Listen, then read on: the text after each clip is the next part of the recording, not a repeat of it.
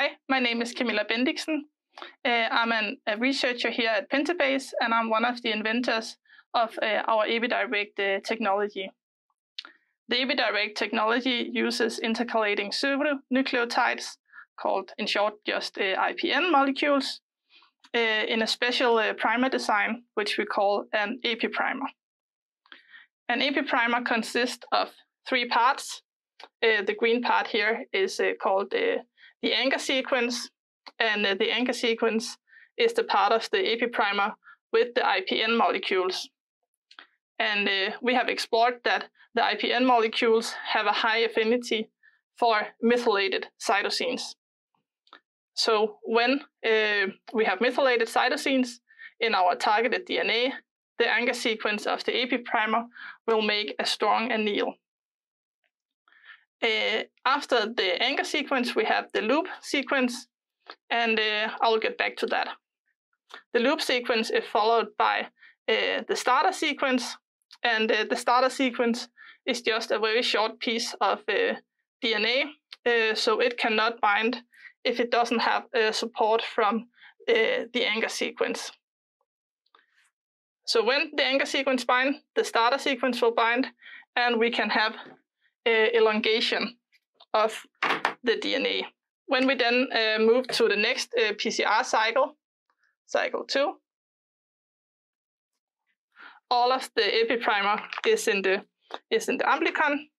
That I will just show you here. So we have the anchor part, we have the loop,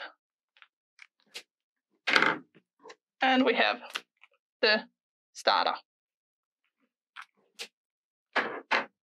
and the rest of the amplicon here. With the EpiPrimer in the PCR reaction, we also have a reverse primer, just a regular reverse primer. And when this reverse primer binds to the amplicon with the EpiPrimer and we make elongation, the DNA polymerase will stop the elongation when it reaches the anchor part because of these IPN molecules. It can simply not recognize these molecules, so we will get a shorter amplicon here in cycle 2. When we then move to cycle 3, and actually all of the remaining cycles, we have the amplicon here, just created in cycle 2. Now it will only be the loop part and the starter sequence of the EpiPrimer that will anneal to the amplicons. And the anchor part here will just be a tail. So this is why it is very important to have the loop part, because we know that the anchor part or the starter part cannot bind alone, so we need some other support now that we don't have the methylated part here. Even if the DNA polymerase could read over the IPN molecules and make an amplicon, it will make an amplicon without methylated cytosines. It will simply just add unmethylated cytosines. So already in cycle 2 here, we are losing the information regarding this methylation and the specificity the primer had for the methylated template. So all of our amplicons will be unmethylated. So that's another reason why we need this loop part in our EpiPrimer. Together with this system of the EpiPrimer that is methyl specific, we also have an internal reference gene that we are amplifying.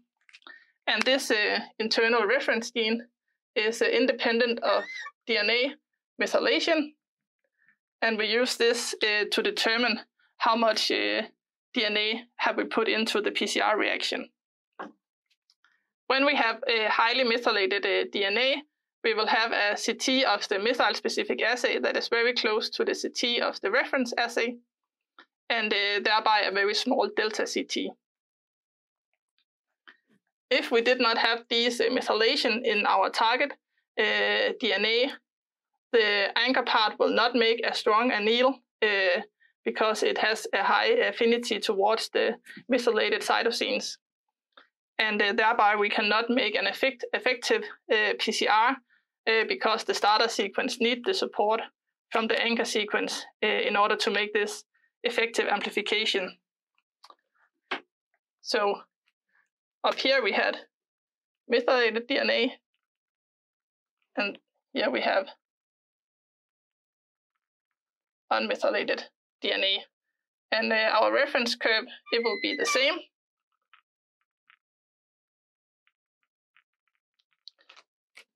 Because the reference assay is independent of the DNA methylation. And the curve created from the methyl-specific assay with the epiprimer, it will have a very late amplification. And this gives a high delta CT difference between the methylated assay and the reference assay. And thereby we can determine how much of the DNA that was methylated by comparing the reference and the methyl-specific curve. After you have seen this video, I hope you have a better understanding of the EpiDirect technology. You're always free to contact us at commercial@pentabase.com if you have any further questions. Thank you for watching.